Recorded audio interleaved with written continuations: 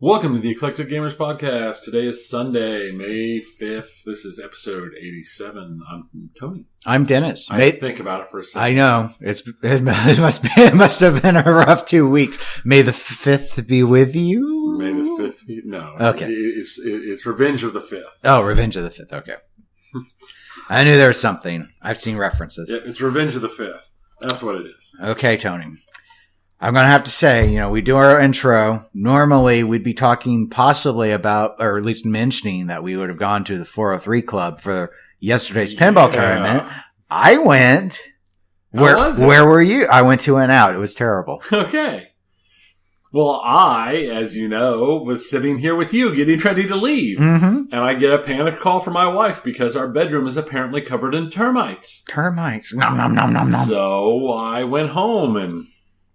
yeah, there's apparently a termite colony somewhere in our house that released into the bedroom. A couple thousand winged termites that all shed their wings and covered our bed and pillows and floor and everything in wings and then vanished into the walls. So, yeah, it is their way. Yeah, and it gets worse because our dryer broke and... They ate the dryer? Yes, they ate the dryer. Our dryer broke the other day and we were going to order a new one and we just hadn't gotten around to it yet. So luckily I was able to get a hold of my dad and steal his truck and go pick up a new dryer instead of having it delivered and then haul the old one off. I just went and bought it and threw it in the back of the truck. And so because otherwise we couldn't have done anything about all of our bedding being completely covered in termite filth. And yeah.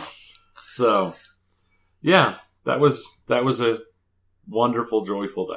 Well, every day really is an adventure, deep down. Oh, that day started with us waking up extra early so we could go out and spend 5 hours garage sailing because it was the citywide giant super garage sale day. I didn't remember what month that even happened in. I didn't know it was this early. But... Yeah, it's the first week of May. So that was pretty good. I found a couple of nice things. Mm-hmm. So, no pinball machines. No, I sometimes see them pop up in listings for estate sales, usually one, and it's always like, do I want to, I've never wanted enough to go and take the chance. I mean, it's like, are they bidding them or what? And if it's just one, it's usually not one I'm really keen on. I saw one had a getaway once though. I thought about that because that's fun, but yeah, it's rough. It's hard to get as everyone complains about, it gets harder and harder to find deals. There are always deals, but it's getting rough. I've rarely even seen EMs available under 500 anymore, which it used to be even the working ones. If they weren't like a Centigrade or something people really wanted, right? 500 wouldn't be asking for too much.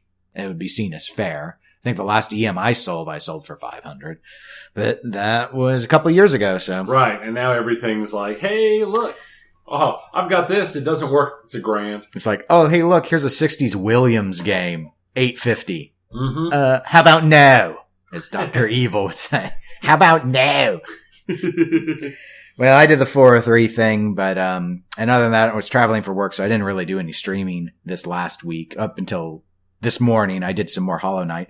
That in terms of video game update, I'm on, I think, the Lost Boss. Yeah. I think I'm about to win. I've been trying for the good ending, so I had to do a lot of other stuff. I had to go through a big platforming section, but I'm almost there. But I'd already been going 90 minutes this morning, and so I tried the boss 3 times, and I was like, I'm going to wait because I got through him, and then another boss appeared, and I was like, okay. Maybe next week. He's got 3 forms, right? Who knows? I don't know how many forms he has. I'm hoping that's it. I think he has 3 forms. That would be. It's such a stereotype. It is, but I mean, I also think I recall from watching a speed run that there were 3 forms. To okay, the speed run. Well, that would fit. Well, speaking of forms, we normally have 2 forms: a pinball segment and a video game segment. So I guess we can go ahead and transition over into the pinball segment now. And but before we do that, this is related to pinball. I need to issue a correction. Last episode, we were walking through our thoughts on Willy Wonka and the Chocolate Factory. I repeatedly, almost consistently, referred to the back box of Willy Wonka having a trans light. This is technically incorrect. They don't use the poster trans light The JJP games use actual back glasses. So it was pointed out that I was wrong. All iterations of it have an actual back glass, not a translite. So correction noted. Very good. Okay. Yeah. I can tell you care about as much as I did. So in terms of the news, here's a little interesting one that one of our listeners wrote in on. I won't name them because I wasn't sure if they wanted to be tied to this or not, but you may remember, Tony, way back, like, gosh, it feels like at least half a year. We talked about the Pinball Company and how they were doing some crowdfunding. To make a physical store. Yeah, well, and some other stuff. Yeah, like they were doing some museums where they would sell games, I think was the idea, and they were going to start in Chicago. Yeah, because that's what Chicago needed, was more pinball sellers. Right. And so they were crowdsourcing investors. They were using one of those, it's like a Kickstarter service, but it's actually designed to get investors. Well, one of our listeners wrote in because he did send them like a couple $100 through that system to support them. He received an email from that service which said that it canceled his transaction, saying that they did not meet the minimum funding requirements. So he didn't remember when he did that there was a target amount that the site said had to be raised. But apparently there was some sort of threshold, or the Pinball Company had a threshold in mind. They didn't get to it. And so they decided to pull out of selling equity in their company. And I don't know. So given all that, I mean, this was the first I'd heard of this. I haven't read it on any of the forums. Granted, I don't go around really looking for information explicitly on Pinball Company all that often, but I remember this was like a hot thing for all of a week where everyone found out about. There were like a couple investing sites, I think, that they were up at. I believe I heard a podcast. I don't recall which one. It was a while ago. Yeah, where the Pinball Company was on, and they were explaining what their plan was. I know they had a seminar at one of the shows before the investment stuff came out, and they talked about how they didn't need to do it this way, but they wanted to because pinball people wanted to be supportive and all that. Do you think that they're moving forward at all, and they're just decided to drop the crowdfunding because the support level just wasn't there? Or are they not doing the plan at all? Because they had like this really ambitious plan where they were going to spread these museums, shops all around the U.S. I don't think they go forward with the plan. I mean, I could be wrong. They say if they actually have the money, I just don't think there's the support to support. I do not think that there is enough support to keep something like that going. Unless I throw like support 4 more times in that sentence. Well, there are parts about the idea that I liked, and there's parts that I don't. The shop side of it makes me think, does the nation really need another Aminis? And that's what it feels like to me. And the answer is no on that.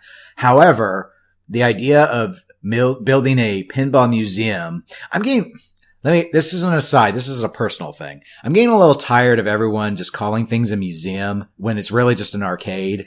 Yeah. It's like, if it's all new stuff, you're not running a museum. Okay. Unless okay. I have to hedge on that because there are museums of modern art, for example. So nonetheless, just saying, I don't know what that means. Is it not an arcade if you make it a nonprofit and then it becomes a museum? Maybe that's all you need to do. But if you're trying to sell games through that mechanism, I'm not sure it's a museum. That said, the idea of an arcade where you go and can actually buy the stuff you're playing, I could see where there'd be merit in large metropolitan areas for where the traffic may be high enough for that. Yeah. So I could see it working. I don't know about this, like, I want to be the McDonald's of pinball.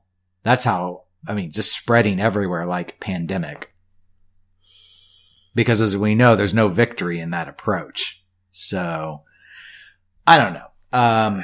Yeah, it's not. My guess would be that they're not moving forward with the plan as originally envisioned, but there's probably still going to be some expansion effort of some sort. That's what I think. Without having asked them, I don't care enough to. But I think it's interesting that the crowdfunding has officially failed or been discontinued in some capacity. It is crowdfunding. It is. At least it was returned and not just sat. Oh yeah, no, it was just that. And it wasn't just I mean, in the world of Kickstarter, it's not a controversy when you don't meet your threshold and you don't get the money. That happens all the time. Right.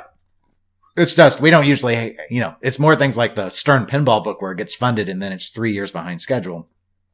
That's the usual Kickstarter story we talk about. Right. We actually never talk about that Stern book.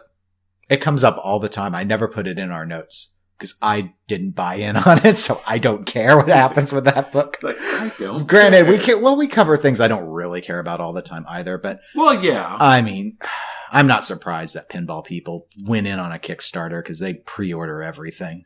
But I'm like, their lessons are never learned. The lessons are never learned. Some people just never learn anything. Oh well, we can keep warning them. But I don't feel like rubbing their face in on like a $30 book. So whatever. Right. It's not going to be a big deal. You can be upset about it as much as you want. They keep saying it's still coming out. So until we hear otherwise, that's all we have to say about that. I only have one other news item. This is the one that's been making the rounds on a lot of the other podcasts. I don't know if we're going to be the last to talk about it, but near enough. Close enough. Retro Atomic Zombie Adventureland. Oh, yeah. Okay. So for those that aren't aware, and we have a link to this in the show notes, a video was found on YouTube, housed under Deeproot Studios. And it appears to be an opening sequence to Retro Atomic Zombie Adventureland. The video it's in a really wide aspect ratio. Really wide aspect ratio. Have you seen the video? I watched the video. Okay. Yep. I saw the video. And so just as a quick summary, go and watch the video if you want to understand it. I would summarize it as it tells a little brief, campy story that explains how Martians were invading the Earth. They crash at an amusement park near a defunct nuclear power plant. And some part of it, probably the amusement park, was built upon an old abandoned not abandoned, but an old graveyard. So, old abandoned graveyard. So basically it tries to, in a very silly way, which I think is the only way you could do this, try and explain why the name of this game is Retro Atomic Zombie Adventureland. And apparently they decided Martians were the way to get that in. And the retro of it is, it's very like Mars Attacks, 1950s, aliens looking, it's Martians. The, kind of pulpy sci-fi. Yeah. Pulp. Yeah. There we go. Good description, pulp. So here's the thing. This game, which commonly called RAZA for short, this isn't the first time we've heard about RAZA. Now, Deeproot, they had a panel at a show, their studios did, where they talked about this like a multifaceted company. And I think we all were aware of that in terms of maybe we didn't understand the scale. Like they're talking about making board games with these, not just pinball, but like board game side of it, video game side of it, like maybe mobile game side of it, things like that. So you take an IP and you release it across, you franchise it kind of. Right. So that's sort of what the Deeproot Studios, which has near on, I think, 40 employees who have a pedigree, with companies like Disney and such. So they've got veterans. Yeah, they've got people. It's not like Frank and his three best friends in their garage. No, it ain't a garage. It ain't a garage project. Yeah. But apologies if your name is Frank and you've got three best friends who are working in a garage right now. Mm-hmm. Well, if you got three best friends, maybe you need to try and pick an actual best and quit hedging. Oh, hard take? Nah. They know that that's a bunch of crap. Shots fired. You're not the Spice Girls. Fired. Frank, you're not the Spice Girls. Get over yourself. The, RAZA did though start as a garage project with John Papaduke, aka J-Pop, who is a pinball designer now with Deeproot. But this was one of the games that was planned and pre-ordered on with his company Zidware, which failed to produce any games. Other than arguably Magic Girl, which American Pinball built as a contract deal of some sort of arrangement with J-Pop, but the game didn't really work when it flipped, but it didn't have full functionality. That's probably a kind way to describe it, but an accurate way. So here's what I thought. I mean, we can talk about the video if you want. I saw people getting super excited about the video. I have no idea why you would get if it's a video for pinball. Other than you liked the video, I don't see how you can get excited. Where's the game? Here's the thing. That's what I would need to see to get excited. I could draw a stick figure picture talking about a pinball game, and I guarantee you there's 40 people in the hobby who are going to get hard-ons over it, and they'll probably be sending me money. Oh, wow. Maybe you should start doing that. Maybe you should doodle and I get don't want money. to get sued. That's the problem. That's a good point. Yeah. Litigation is annoying. Yeah, I mean, the interesting thing obviously is that it's been really quiet out of Deeproot for a while now. And the issue with that is, they were supposed to originally per their plan, they were going to have these 5 days of Deeproot. The 5th day was going to be at the Texas Pinball Festival. We were at the Texas Pinball Festival. Deeproot's name was on a number of things because they sponsored like the tournament prizes and stuff, but they were not, quote unquote, at the Texas Pinball. There were some of their designers there, mostly signing things based off of their pedigree for being with like Williams in the past. I believe. Well, it's not like, they made an announcement beforehand. No, it was all announced, but it clearly things didn't go according to plan. Much like in the prior year, in 2018, Chicago Gaming was supposed to reveal Monster Bash Remake at Texas. And you remember, it was half a year later before we saw it. And almost every piece of information that came out is they got really, really quiet and then things started to leak. Now with Deeproot, there haven't been leaks. This is the closest thing to a leak. This video wasn't found. It was put up on their site and it wasn't noticed for a month. So not much of it's not really a leak. They chose to put it up on YouTube. The thing where I'm going with this in a rambling sort of way is Deeproot's been really, really quiet pretty much since saying that they wouldn't be able to make the TPF deadline. They've been non-committal regarding new deadlines. And so I think a lot of people are just really excited to see anything coming out of Deeproot. And as it being pinball, there's a degree of overreaction. Liking the video, I enjoyed the sequence. I liked that it was campy. It reminded me of a 90s Valley Williams approach. All that said, I haven't seen a game, so it's not going to get me excited. That I don't play pinball for the story because it's not a book. Does that? Yeah. It's like, that's what movies are for. I want there to be a story. It's not a book. That's what movies Look, I'm bouncing out. Well, because I was thinking of it. That's a real low bar my there. Gosh. If it's a good We're cutting book all for of this me to out. read, We're cutting all of this. they'll make it into a movie. I'm just trying to think of things where plot really, really matters. So that's books, that's movies, that's theater. Some video games. Mechanics are still more important even in a video game. A game with terrible mechanics but a great story is not a good game. Yes, but a game with great mechanics and a terrible story isn't a good game either. A game with great mechanics and no story is a great game.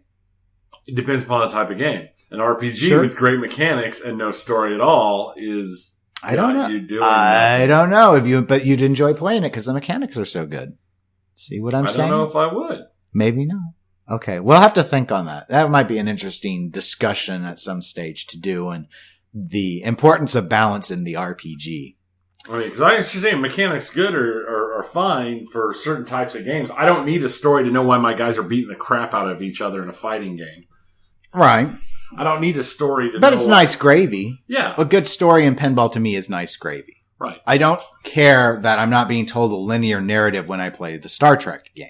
It's just throwing things at me to try and nostalgia out of the movies to keep me interested. Whereas in another game, maybe RAZA, perhaps the story is told in a linear fashion. I don't know. It's possible. I don't know. But I don't really care in a strong sense about how they choose to incorporate story elements. I just don't, for pinball, I just don't think I don't care about a story in a painting either. There's probably a way you could do it in panels. Yeah, they're comics. They're called comics. Yeah, but they add words. That's cheap. That's not cheap. all of them. And the ones that don't, that's avant-garde. It's avant-garde. I don't know what those words mean. Don't no one tell me. I want to keep the mystery. All right. So back to deeproot. What are your thoughts on this? What are your thoughts on RAZA? What are your thoughts on deeproot? Yeah, we interviewed Robert, the principal behind deeproot, way back over a year ago. He did a few interviews since then. This Week in Pinball's had some information on it. It's been a company that I've remained really interested in because of the statements that Robert has made suggest that they aren't trying to come in like a Suncoast pinball or a Spooky pinball, but rather more along the lines of a Jersey Jack pinball, wanting to actually be disruptive to the hobby. A big player, not a baby player. Right. Now, not all, I mean, we could discuss whether JJP actually became the big player they wanted to be. I think it's arguable that they're not even the number 2 manufacturer that Chicago Gaming is. I don't know. I don't have the numbers, but they're trying. They're trying, and there isn't really any debate that some of the things that Jersey Jack put into their pinball machines has clearly motivated others to follow that route. Oh, yeah. Namely definitely. the LCD. So, but RAZA in and of itself, it wasn't ever it's not a game theme.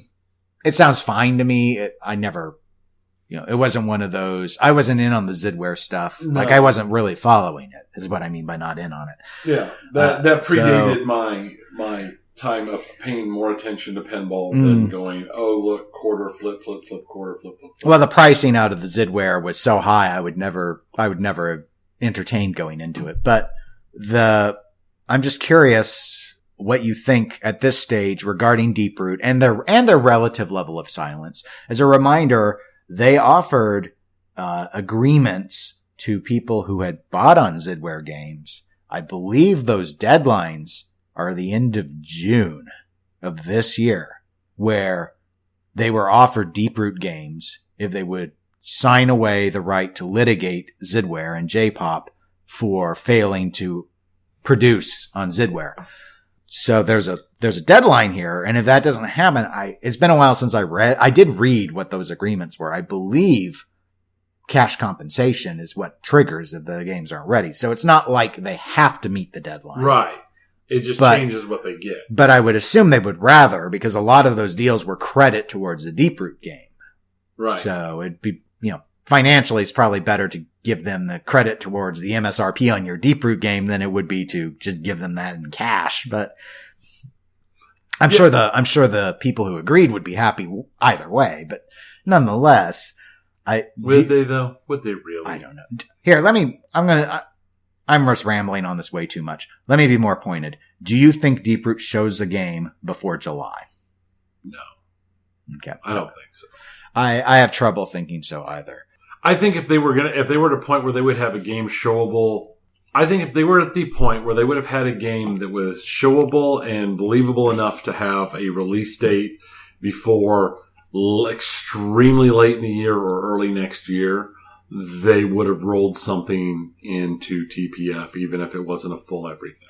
Even with Robert repeatedly saying that he didn't want to reveal a game unless they could get him into a person's home within 2 weeks, like Stern. That's why I don't think there's going to be anything until the end of this year at the earliest. Okay. But based off of those statements, he would have until mid-June to show us anything, and then still be able to, if he wanted to do that quick turnaround on the shipping. Provided they can do the quick turnaround on the shipping. Right. But because they've been so quiet, we don't know what their capabilities are. Right. And that's the thing. And they've kept their shop locked down hard enough that there's nothing really floating out there.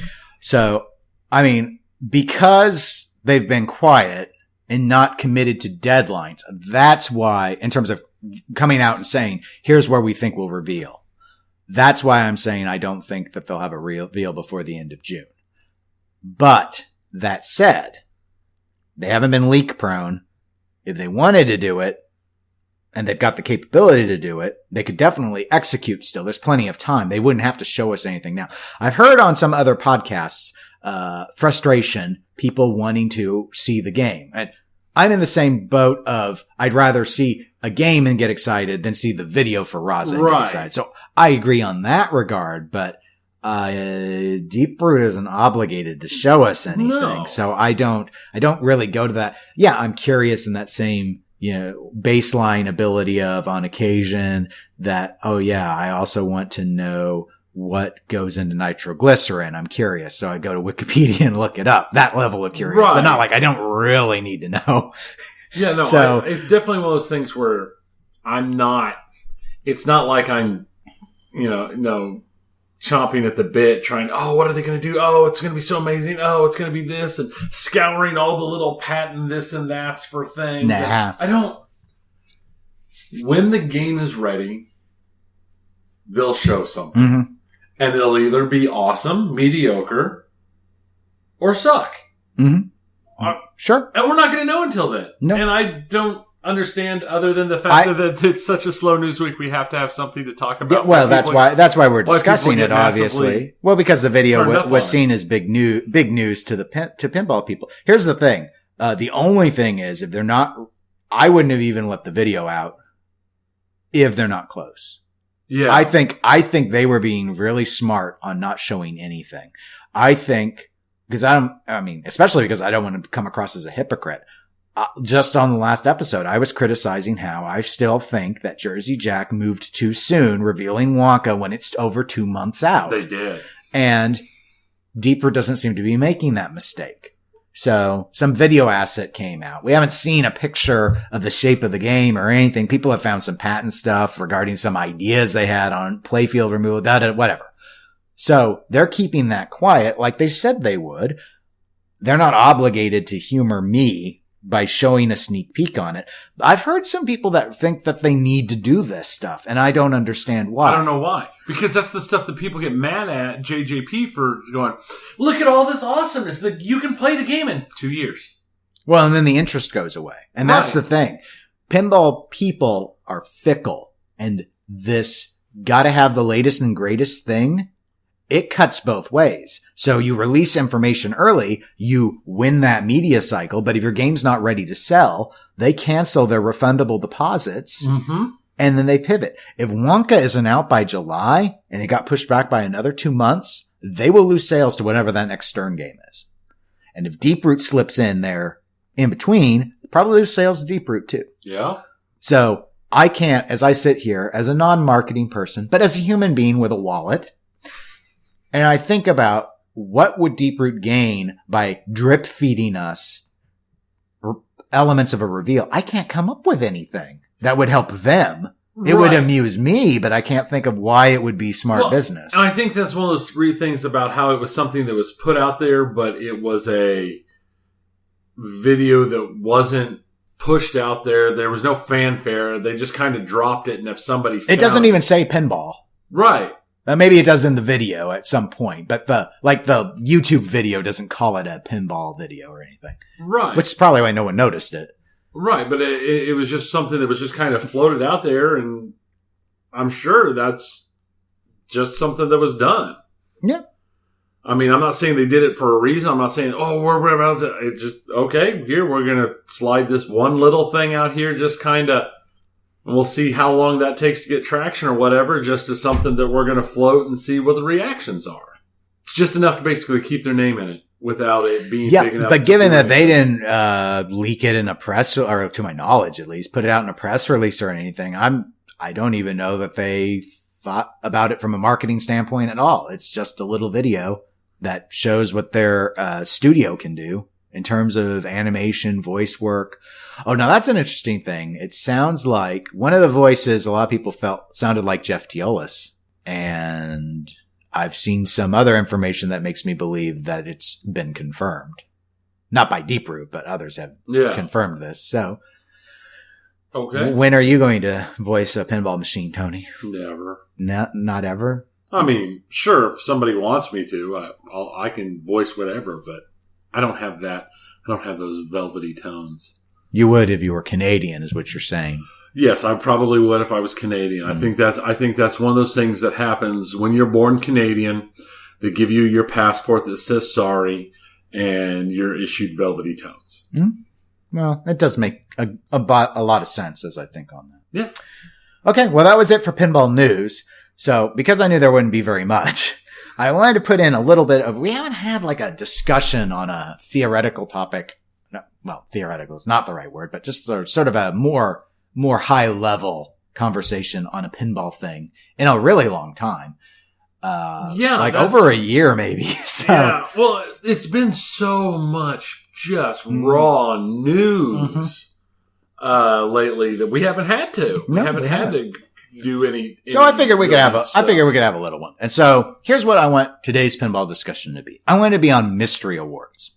So mystery awards, not very common in the electromechanical era, but I can't say completely devoid of mystery awards because games like Fantastic with its rotating spinning wheel, and the spinning targets that Gottlieb would do, those sort of things basically were a randomized way to get points. Obviously in the solid state era, mystery awards became much more prominent. But they're also really controversial. Tournament people don't like them because one person shoots a scoop and gets an extra ball. Well, maybe that's not the best example in an IFPA tournament, but one person shoots a scoop and gets 5,000 points on Silver Slugger. Another person shoots the scoop or kick out hole and gets 1,000,000 points. Right. That would be a good example. That's a very good example. I was just wondering, Tony, what do you think about mystery awards in general? Really in the context of what do you think their place in pinball is, or should be, not is. I mean, we could objectively say what their place is, but where do you think the role of the mystery award is in pinball today? Should there be mystery awards? If there should they be different in the tournament setting? What do you think is the best way to control for that sort of scenario? Just anything you want to think about on mystery. I think for the general user, the general player, the home player, the location player, mystery awards are fun little things that don't affect anything other than letting you enjoy your game more. And it helps amp up the energy when you're playing with friends. I mean, outside of a tournament setting, I've got no problem with mystery awards. As long as they're not something really bad like we saw at times where it's like, oh, swap score with player one. Yeah. Oh, yes. Stuff like that. But, I mean, I got a special mystery award only multi-ball, or I lit this, or that was fun. That was an interesting little thing. Yeah, it's fine on that. I do think if you want to get serious about it in a tournament setting, putting a machine on tournament mode should either completely remove them or lock them down so that while it gives some variations, none of them are like, here's this really sucky one and here's this amazing one. I mean, that's the bare bones of it. I mean, I think that would make sense from a fairness standpoint. I don't think mystery awards are breaking tournaments. There aren't people who are like, I would have gone to this tournament, but they've got mystery award games and I'm not going to play that. I don't recall the last time I heard somebody complain that I would have gotten first place in this tournament, but I missed the mystery award, but I got the bad mystery award. Yeah, I'm not sure I've actually heard that explicit complaint, but I remember hearing a complaint about at one of the tournaments I was at once, not a monthly one, but someone really objected to the last game that they were put on and felt that it was a luck box game and didn't think it was appropriate as the final game. Granted, they lost, but they may be right. They could have been right. And it wasn't, I don't remember what the elements were of the game. I wasn't the one playing on it, so it didn't matter to me. But, broadly speaking, I agree with pretty much everything you said. From a casual perspective, I think mystery awards are quite a bit of fun. They're obviously still used quite a bit today. On the tournament, I don't know about like completely I assume by completely disabling what you meant was that shot always just gives you a set something. Right. And there's some games. Just like when you set to tournament, you can set to tournament mode. So when you get an extra ball, instead of getting an extra ball, you get a set point. Right. Like I believe Attack from Mars, when it's put in its tournament settings, the stroke of luck is always some point award value. It doesn't ever change. Right. I'm fine with that for tournaments. I'm also fine with the progressive ladder system where the award from the mystery gets generally going from the weakest award to the best award in sequence. So if you keep activating and hitting it, you can get better and better rewards. It's in the same order for the other person's playing as well, though. Yeah. So I like that approach too. Yeah, that works too. But I do think that they should always be on. I don't think that shot should all of a sudden become, say, unlit and not worth anything, because then you're taking a shot out of the game that should. I just like the idea of all shots having value at some point. So I would just qualify it with that. In terms of, things like the Bugs Bunny ending. I also hate, rubber banding awards. So I'm thinking like Police Force, where, see, some of these aren't even mystery awards, though. Things like with Police Force, it ain't a mystery. You like do these certain ramp shots on ball 3 and you get a catch up provision. I mean, that's one of the big complaints that a lot of people had with Premier games, was the mystery variance was so high that it felt like they being Premier were doing it to be like a catch up feature. Rubber banding is a term that people who play video game racers are familiar with. The Mario Kart series is notorious for the AI having, it's the items. The items are the rubber banding tools. Right. Some other games, like some of the Need for Speeds, were really notorious about the AI cars having rubber banding capabilities to always catch right back. You could never blow them out of the water, no matter how good you were. Right. That sort of stuff. Yeah. I'm not a big fan of that. Yeah. Score. Here's one. We're getting a little away from the mystery award, but you brought it up with your concern about things like score swapping. What do you think of Jersey Jack's Pirates of the Caribbean and their plundering? You might remember when we were at Texas, I plundered our third person opponent and took all of his points, and I won that game, and I wouldn't have had I not taken his points. Right. And they also, that plundering goes further. They allow you to steal other people's balls. So you can make someone only have a 2-ball game instead of a 3-ball game. Not really a mystery.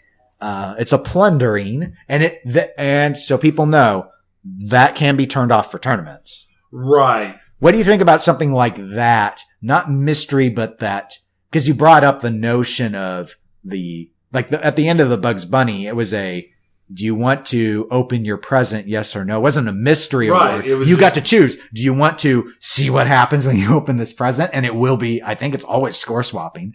Whereas, like, if you were in first place, you might want to say, no, I don't want to see what's in the present. No. But so, like, plundering, though, it's still in that same vein of what some people will interpret as cheap, unfun things like mysteries are.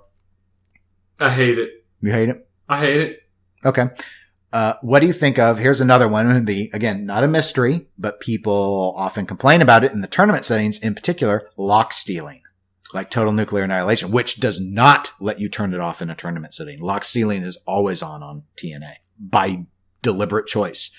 Yeah, I'm actually okay with lock stealing in those games for the specific reason, because of how they're set up, is that makes it a possible large reward for you to go for it, to get your locks and get the multi-ball started, but you have to believe in your ability to do it. Otherwise, you don't take the shots. Right. And I agree on that. It's a strategy thing. I agree on that perspective about, like, Grand Lizard, for example, was a game where I have locked balls and then I didn't follow through. But I chose to. I made a choice. That or I just flailed and got them. Yeah. But, which is probably more likely. But the point being that I had the ability to not put myself in the position to lose the locks in the first place. Right. On the plundering, I'd probably like the idea more if you engaged in some sort of scoring strategy, which opened you up to being plundered and you could avoid it. I'm not saying that would be a fun thing to try and implement in code, right. But I could see that being like, do you wish to collect that? Like, you go into a scoop, like a crank it up mode almost, and it'd be like, okay, here, would you like to have 100,000 points? Warning, you will now be susceptible to plundering. Screen choice, yes, or do you take the points, or do you just take 10,000 points and you don't get opened up to plunder? I don't know. I kind of liked the plundering because the game allows you win. It did, well, yes, that helped. But that being said, they did incorporate the ability to disable the feature, and since it's disableable, I don't have a problem with it being in the game. I think. You might be able to complain that it wasn't prominent enough, but the game doesn't revolve around plundering. Right. And that's the thing is if it's able to be shut off, then fine. You still sound like you don't really like. But I don't know. For me, that's not a strategy thing like it is with the ball locks, where I work towards this and I failed to complete it, so the other guy got to take it. This is I played a good game, and the other guy managed to take all of my points. Kind of like a mystery award, though, where they kind of got to have more points with not any work. But if there's no way for you to prevent it, if there's no way for you to dodge it, then it's just something you always have to be concerned for. Yeah, I think the issue there with the plundering is that because it inflicts damage on another person, it's not the same as you just getting more points. Yeah. But that said, I could see, especially in a casual play setting, it being fun to just destroy your friends like that and make them sad. It was fun for me. Yes, of course it was fun for you. It was a lot of fun for me. All right. Winning is always fun. It is. I learned nothing from winning, but other than that, I learned how much fun it is. Whereas you learn so much from failure. But, okay. Well, that's all I had for that discussion. NVRAM. We, at the last episode, indicated that we would do another non-volatile RAM drawing for a pinball machine. And so I conducted that. A deadline to turn everything in, and we announced this on the social media as well, was by quote-unquote close of business on Friday. I actually ran the drawing today. We had 9 entrants into so you see, people, these things, you'd have if another person had entered, you'd have a 10% chance of winning, which is pretty good odds. We required them to submit their favorite 4-flipper game, or, well, really, this a 4-flipper game. And so here's what we had. We got, just in terms of the games, we had 2 people submit F-14 Tomcat, the System 11 game. Yeah. We had 2 people submit Iron Maiden, which was the TWIPY Game of the Year for 2018. We had 1 entrant say Game of Thrones Premium. Okay. We had 1 entrant say Paragon, which I did expect at least one person to submit Paragon. That's my surprise, was that there was only 1. We had 1 person submit Radical, another System 11 game, not a very common one. Yeah. Someone submit Grand Lizard. There should have been more than 1 Grand Lizard. That game is amazing. Grand Lizard sucks. That game is amazing. It sucks. The jungle music pisses me off. Oh, that is the greatest. I hate it. That's like the 3rd greatest music in pinball. I hate the whole upper playfield on Grand Lizard. I've gotten better at it. I managed to straight face all of that. Yeah. No, someone actually, and then the email, you can see it in the EGP email, they argued quite, well, I won't say forcefully, but they seem to actually truly really like it. So they're the first one I ever met. So, and then I thought I'd have more than one of these, but we had 1 Twilight Zone submitter. I see. I figured Paragon and Twilight Zone would have been the ones we saw the most of. Mm. Yeah, I didn't, I forgot about F-14, quite frankly, about it having 4 flippers. And it's because you hate the game. It's just, I don't hate it, but it's too fast. It's too fast for me. It's almost like Mustangs, sort of too fast for me. I feel like I'm not following the ball because of all those coils firing. You roll up there and slide your walker to the side. So yes. Well, look. Thankfully, I only know 1 person with one, so I don't have to play it that much. But, so anyway, I went to random.org this morning to draw the name. Tony can actually see I took the screen cap of the drawing, so if I needed to, I actually already wrote to the winner and heard back from him. So otherwise we'd just go down the list if I needed to give it to someone else. If somehow their email address disappeared and they had fallen into a river and floated away downstream. It happens to pinballers, I've found. They're very prone to water accidents. So the darn water damage. Yeah, water damage. So, congratulations to D. Farrell. He is the winner. He was one of the 2 people who submitted Iron Maiden as a good choice. It is. So congratulations to him. And as I noted, I've already emailed him. He's already told me what chip type he wants. And I don't know when we'll do the next drawing. Maybe next episode, but not this time. You gotta wait. We have to cool off. You gotta hope for it. That's right. Speaking of cooling off, Tony, are you ready to play some 20 questions? Yes. All right. For those that don't remember, 20 questions is the hit pinball segment that we sometimes do, most of the time do, where a series of yes or no questions will be asked. The questions will be about a flipper pinball machine that the person asking the questions has played at least one ball on. And for the first 15 questions, they cannot use any outside help, but for the final 5 questions, they may use internet resources to help narrow down and find the answer. We have never had anyone fail to get the pinball machine before question 20. This is the easiest game that could ever have been created, and I wish I had made it a lot harder when I came up with it originally. But I'm screwed now. No. I don't think so. In fact, many of my picks are very fair in my assessment. But when Tony is ready, he will ask his first question, and I will keep track of the question count. Is it World Champions Soccer? No. I didn't know you'd ever played World Challenge Soccer. I didn't say World. Did I say World Challenge? Yeah. I did say that, didn't I? Yeah. And I cussed. So now you got to go edit all that out. Yeah. I have to add beeps. Oh, well. That was a good try. It would have been funny. All right. Would you like to guess something else for your second question? Besides World Challenge Soccer? Soccer. Which is, I saw one finally that's the game I've been looking for. That's the one. But I've never played it. Right. And so I assumed you hadn't played it. No, I haven't. No, Okay. The one I was thinking of was the one that you tried to foist on me so much at, because I did so well on it at Texas. Mm. But you don't remember the name of it.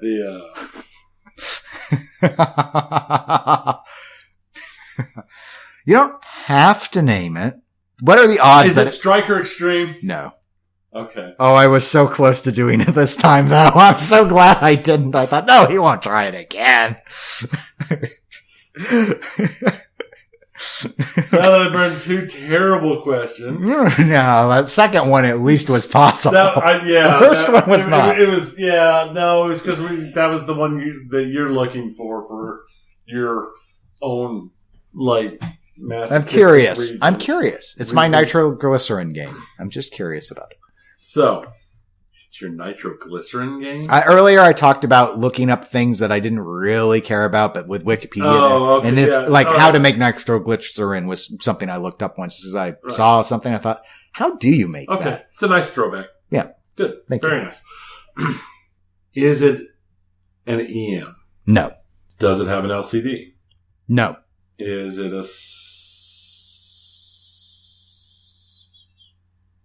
DMD? No. That's question 5. Is it a Williams? Yes. Is it 1980 or newer? Yes. Is it 80 to 85? No. So it's newer than 85. Williams. No DMD. Is it an 86? No. Williams, non-DMD, newer than 86. Is it sci-fi themed? As in straight science fiction, not fantasy. No. That was question 10. Yeah, if I was smart one of these days, I'd sit down and start memorizing pinball machines, apparently. I don't know. It would make this stuff easier. Would it? But would it really? You seem to do a better job about it. It really just depends both on the game chosen and what games currently are just sort of in my head. Yeah. So, like last time it was helpful that you went with a game from TPF because those were all really fresh for me. Right. Whereas if you would have gone with a game from Pizza West 3 years ago, I probably would have struggled. But I also have written about a number of the things that relate to some of these games. So it's helpful for me because I had to look them up before. All right. Is it an 87? No. 88? No. 89? No. Holy shit. There's another cuss word for you to get rid of. Sorry. Mm-hmm. See, 13 questions so far, and I've got 2 yeses. But every no gets you closer. Yeah. Every game that comes to my mind, I'm sitting here thinking of it. It's like, well, no, that's got a DMD. Well, maybe you just need to narrow them down through some other means. Now, is it sports themed? No. Is it fantasy themed? No. That's question 15. You may start using internet tools. This is going to be a bad one. This one's going to hurt. I've been happy. I haven't really had to dig deep for stuff lately. Is it sad that I've got IPDB so it auto finishes? Just no, it shows your dedication. Shows your commitment to science. Pinball science. Pinball science. Science. I'd ask you the question I always ask you. Is this one of those that the second I see it, am I going to start bashing my head against the I don't wall? know. I don't know this time. Because I'm doing really bad this time. I think this is the worst I've ever done. What? No, you've turned to resources before. Normally, by the time I've turned to resources, I've had more than 2 yeses. Yeah, the worst you've ever done was get it on the 18th question. You've done that twice. So you got plenty of guesses before that still. Let's see. Games I've played. So you sit here with all this space to cut out because I'm doing a horrible run of it. Is it roller games? No. That was 15. That was your 16th question. Yeah, 16. Was it Diner? No. Was it Harley Davidson? No. Oh, man. So this is my worst. I might fail. That was 18, wasn't it? Or was that 19? No, that was 18. You got 2 guesses left. Was it Whirlwind? No. Okay, Tony. You get one more try. One more failure. Well, going with the last one that I can possibly think of, because it's literally the last one I have a chance for. Was it Game Show? No. I failed. It was Dr. Dude. That's a science fiction theme. Nope, it's listed as celebrity fictional. Really? That's why I hesitated when you asked me sci-fi. I wrote that off because it's all about, because to me that screams science fiction. That's why I paused, and that's why I couldn't say that you would kick yourself or not on it, because it's got something in it I would classify as sort of sci-fi-esque, because I guess his excellent ray makes him a cool dude, but when you wanted it to be hard sci-fi, then it was like, it's mostly like a high school game. Yeah. But that's not even what IPDB calls it. It just says that it's some sort of fictional, fiction. Yeah, where you're just trying to be a cool dude. No, I can understand it. I just literally, that was the one I wrote off because of, it's a, but I wondered, but then, you asked sports and then you still suggest roller games. So then I thought, okay, well, you're being roller games would have been sports and sci-fi. That was a panic pick. I was channeling my inner Jonak. Yeah, this is where theme guesses get a little, right. And so I went ahead and went with the official designation on it. No, that was smart.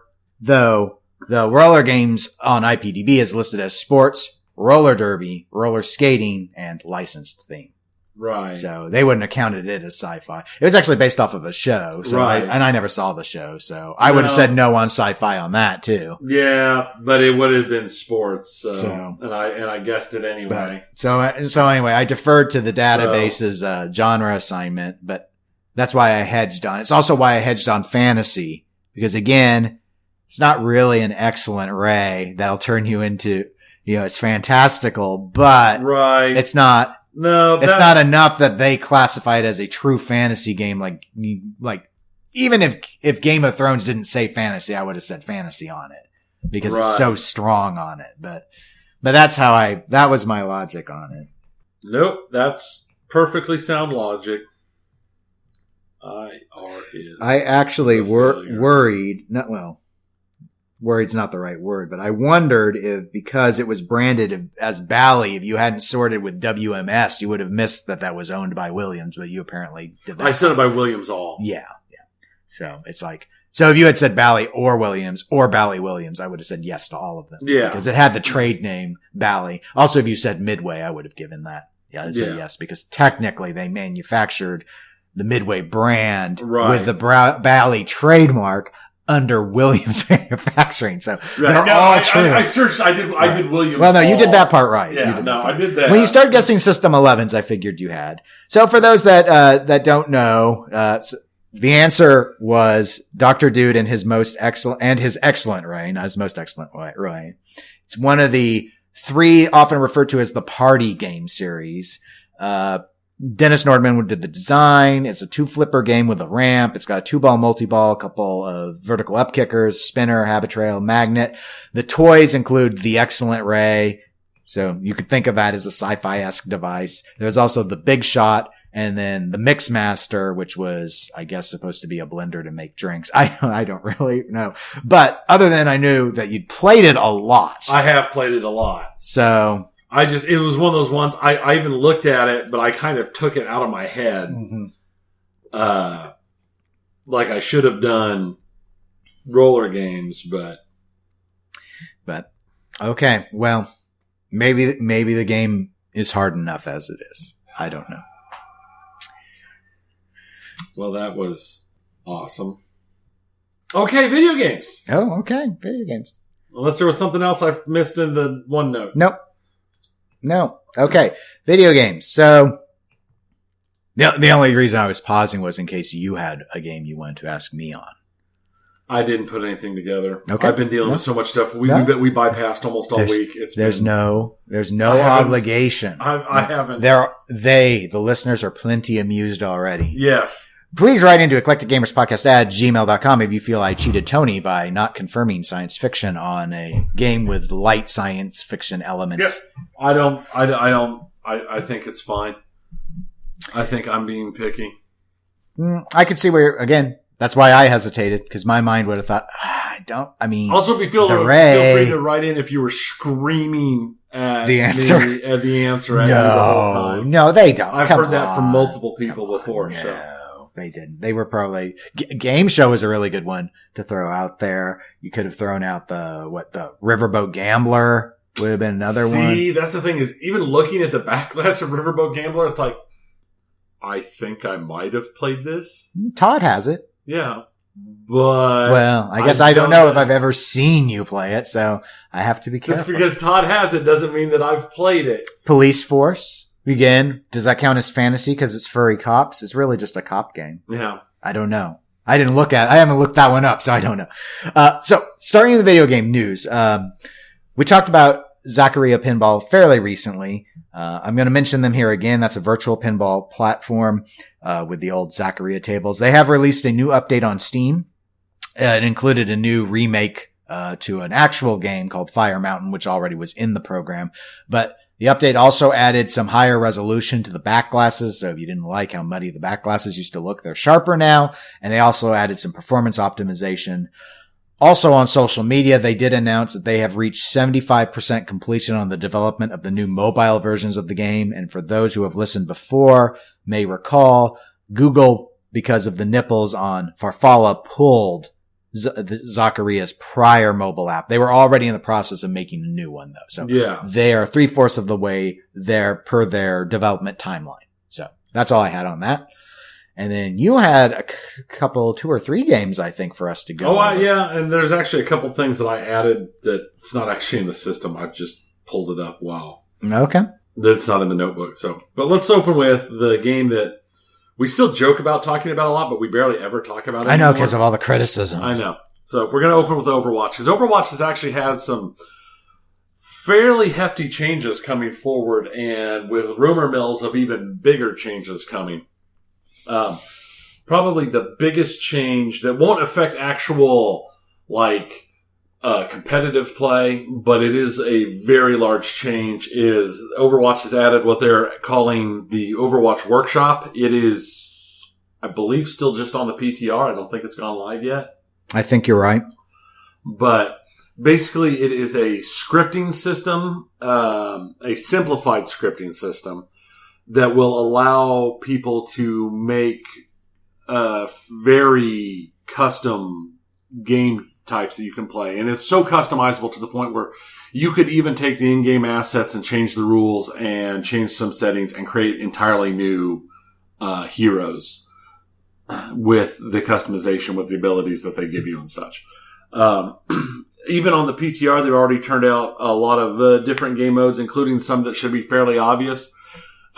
Somebody quickly turned out a Battle Royale game mode. You gotta have a Battle Royale. Gun game, which is, for people who don't know, it's from Counter-Strike, and it's a game mode where everybody starts with the exact same gun, and every time you get a kill, you change guns. Oh, okay. And once you go through all the guns and then get your final kill with the knife, whoever does that first is the winner. Oh, okay. It does in the gun game version I've seen for Overwatch, it's the same thing. Everybody starts as one hero. When they get a kill, they convert to a different hero, and it goes all the way on. And the final kill is a Torb hammer kill. So shameful. It's shameful to die that way, not to get the kill. It's great glory if you get the kill. They've made some people made joke ones. Some people like there's a This Is Sparta mod, which is everybody's Zenyatta, and the only thing that works is the kick.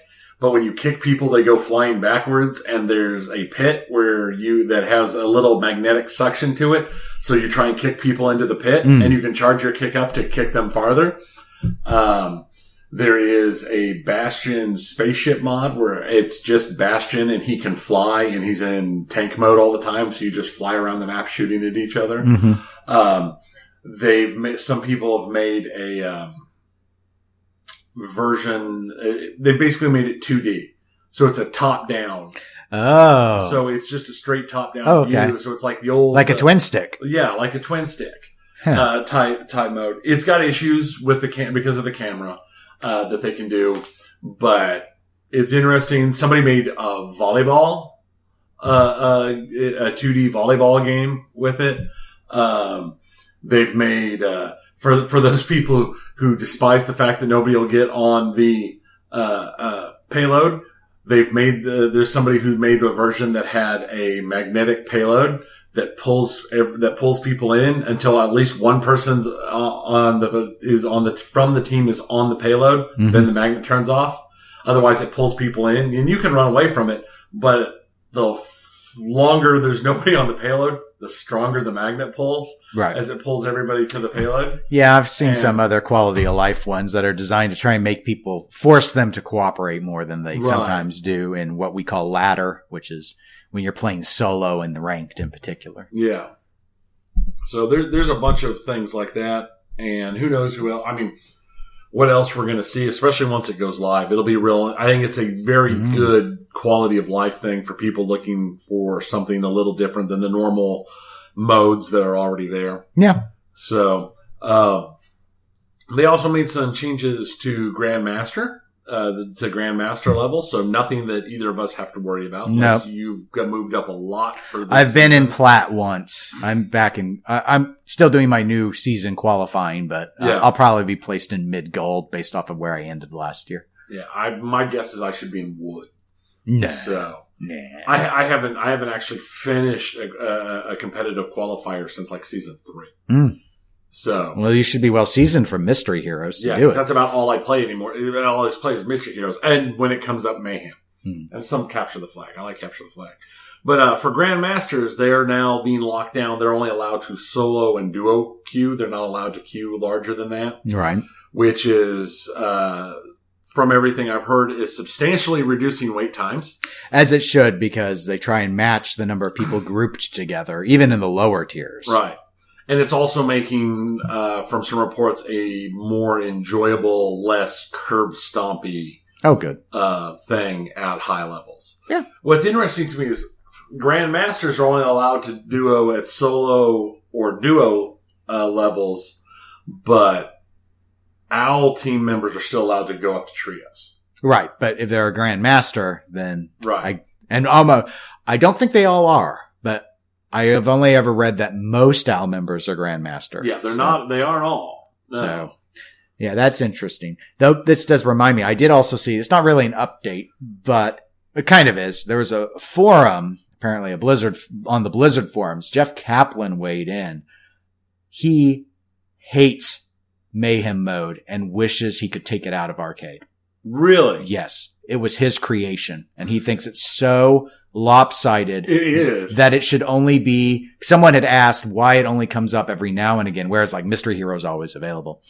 And he weighed in and he said, well, I made that mode and it's not a good mode. It's not a fun mode. It's not well balanced. It should be a custom game only in his view. However, it's been in the game so long for legacy reasons they keep it. Right. But he doesn't like that they choose to do that. But he thinks the fan outcry would be too high for him to pull it. Probably because sometimes people like to play it just for insanity reasons, which is why I play it. Even it's not like it's the only thing I play when it's up, but I'll play it once or twice. I haven't played it since I had a 15-minute battle with the payload not moving in Numbani, and I lost. And I never played it again. And I was like, this was stupid. I could have cleared 3 more games in this time. So did you not have fun because you weren't having fun while you were playing, or did you not have fun because it was just too long? Yeah, it was both. I mean, because it was just like everyone was playing these long. It's just not. It's not a well designed. Oh, it's not well designed. It's not well balanced at all. And so they at that point they had such a they still had the respawn advantage, and you couldn't outclass them really. So it was all just, everyone had these huge hit point. I don't know. It just, overall, I was just like, why can't, I mean, I didn't want to throw and give up, but I also just wanted it to end because it was okay before then when it was a little more fluid, where people had to run more, but it was not. Right. I never went back.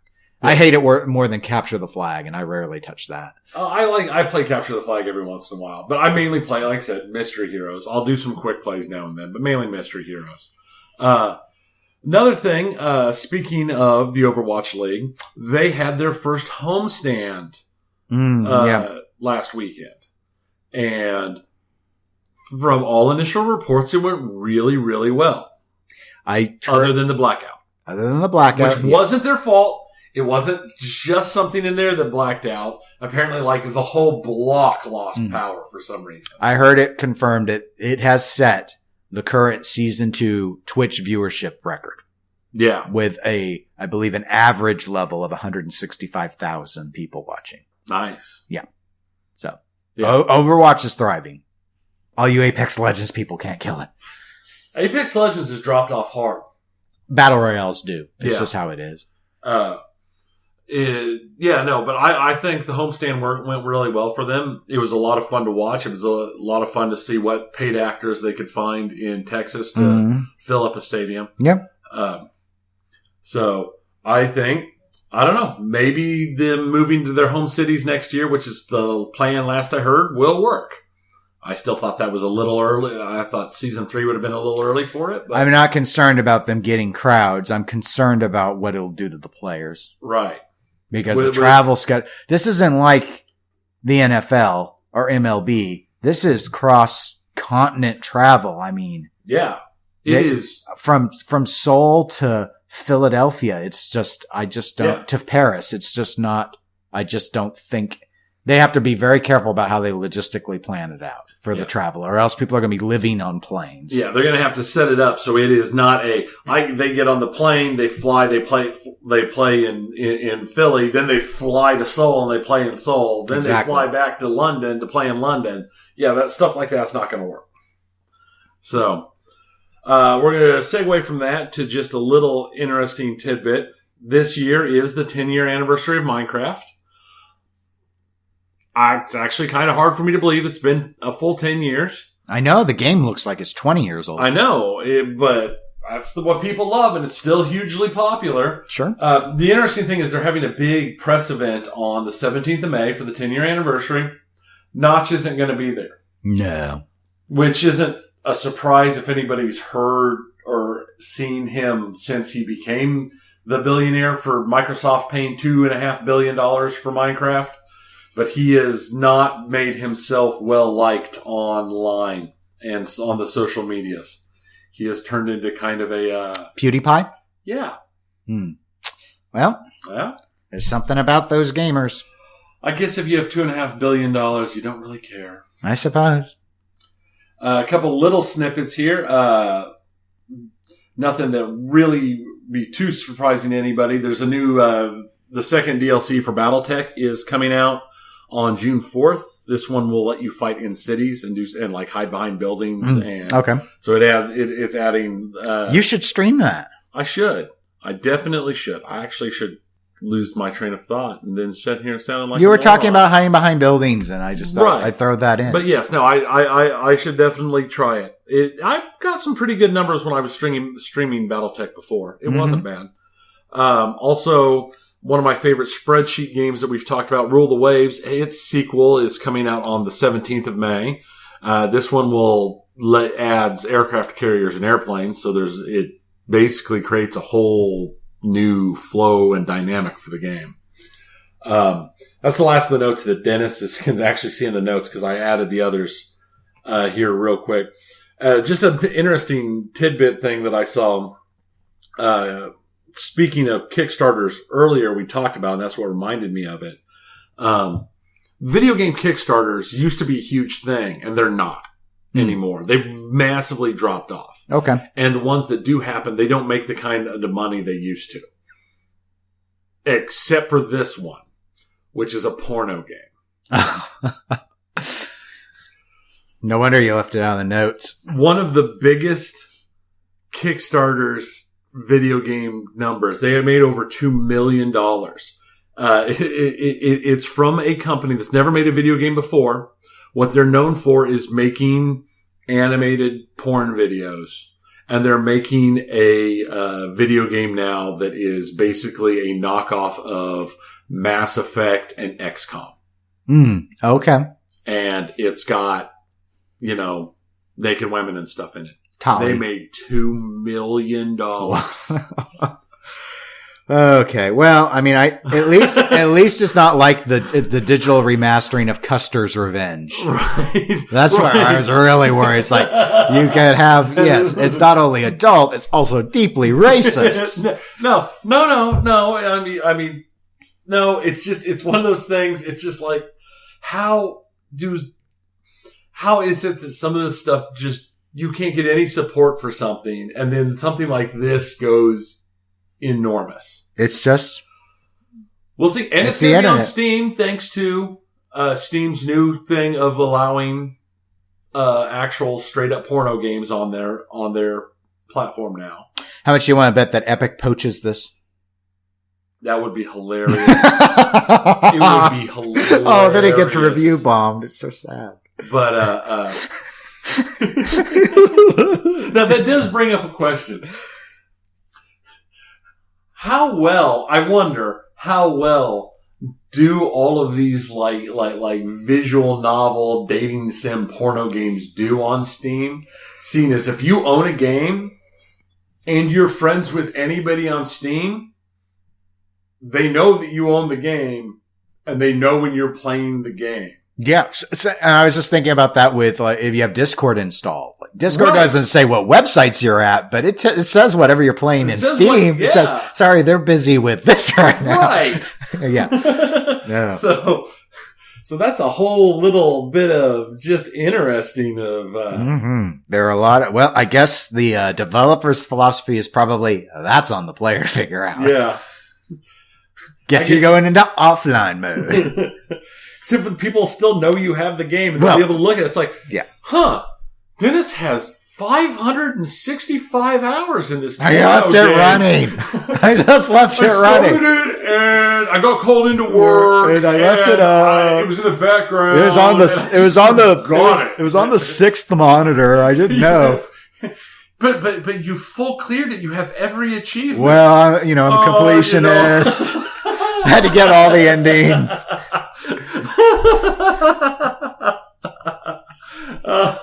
It's an OCD thing. It's an OCD thing. Yeah. I got to have all the endings. Yes, all the endings. The best one's the happy one.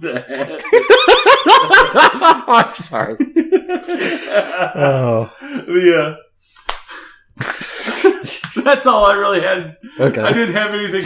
I do have a non-pinball, non-video game segment. A throwback thing. A throwback segment. Board game. Okay. Specifically, just an announcement to let people know and let people get an eye open and start looking out for it. International Tabletop Day is coming up. It's much later than it has been the last few years. It is on June 1st this year. Okay. As opposed to the last couple of years when it's been like in April. So, and there's if you go to tabletopday.com, you can look up events happening in your local area. Yep. It's a big thing. Yep. I might actually attend one this year. Maybe. When's June 1st? Am I on call? Yeah. It's all I ever seem to do anymore is work. June 1st is a Saturday. We'd normally have 403. Hey, I'm not on call that week. I don't go on call for a couple weeks. And then I'm on call for most of June. Okay. So, yay! I'm living the best life. The best life is a life that makes money. Yep. Lots of on-call and termites and broken dryers. And, And, I forgot. I almost cut my fingertip off pulling the old dryer out. Wow. I was reached around and I grabbed it. And one of their little vent fan rib things on the back was like razor sharp. And as my finger came across it, I sliced it deep. And I sliced all three of them. I was like, ow. And I was bleeding everywhere. So that was excitement. Yeah. Our intro was so short, I added it here in the end. That's fine. They really appreciate it. It's an extra. Most people aren't listening. It's an outro. Anyway. It's an outro bite. Yeah, an outro. I don't know. Some do. Some say they really like especially as it's, the suggestion, they're always too nice to use the word, is improved. So I think they like the video game research elements that you're sticking in very deliberately now. I've had multiple people praise it. Sometimes they write into me directly because instead of just me just going, instead to the podcast video page. Games I've been playing lately, and here's the this and that. Yeah. They like to hear about stuff other than what we've been playing, which I've been more and more just sticking in the intros. Yeah. Video and pinball. It's like, what have I been playing? Yeah. It's like, what I played this, what did I last play? I played Sharky Shootout. You can go check it out on Twitch. Other than someone came in and said that my sound sync was off. And so then I turned off the delay on my audio and then I went back and looked. No, I got worse. And then my mouth was way off. I need to have a delay on the microphone. 300 milliseconds may be a little too much, but it's pretty close. At 0, it's like you're hearing everything before you see it. Yeah. It's weird. But, well, in 2 weeks, we'll be back. As a reminder, though, you can always reach out to us, eclecticgamerspodcast@gmail.com, or visit us, facebook.com/eclecticgamerspodcast. We're available on Instagram, Twitter, and Twitch as eclectic_gamers. And that's it. I'm Dennis. I'm Tony. I'll talk to y'all next time. See ya.